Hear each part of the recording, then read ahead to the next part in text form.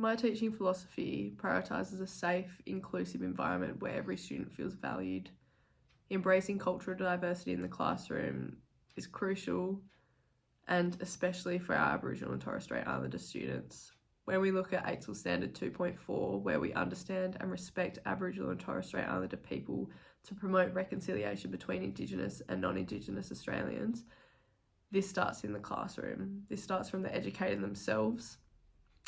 I believe for this to have the flow and effect throughout the class, as an educator, you're aware that your Indigenous students are coming into the classroom facing barriers that their non-Indigenous peers have, whether it be intergenerational traumas from the atrocities that have only recently happened, even within some of their family members' lifetimes, even to the current day, through structural and policy barriers that are implemented by the colonizers.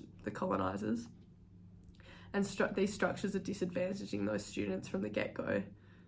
So to reconcile this, as a teacher, you need to be accountable, and you need to keep your students accountable for non-Indigenous students and the language that they're using, whether the histories that they're speaking about might be misheard or mislearned, and then correcting that, and doing this through using resources that are created by or in conjunction with Aboriginal or First Nations people. So resources such as the Healing Foundation, Narragansett, Australians Together, Common Ground, Closing the Gap, all these kinds of resources. So it's actually hard factual evidence to help you teach.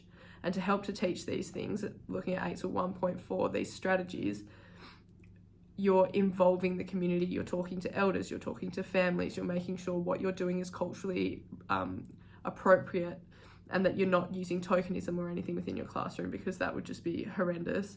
So keeping yourself accountable, keeping yourself in check, to show that you're an ally in the classroom. As soon as you walk in, you have a welcome to country. You've got the Indigenous flag or the Torres Strait Islander flag both flying high. You've got the map of Australia where it's broken down into all the different Aboriginal and Torres Strait Islander countries, the hundreds of them that are across Australia. You've got either artwork up in the classroom by First Nations people. You've got stories and picture books that are written in language. You've got a welcome to country to help teach and construct your own within the classroom. So that these certain things are not only on display to show the families but students that their culture is important to you as a teacher.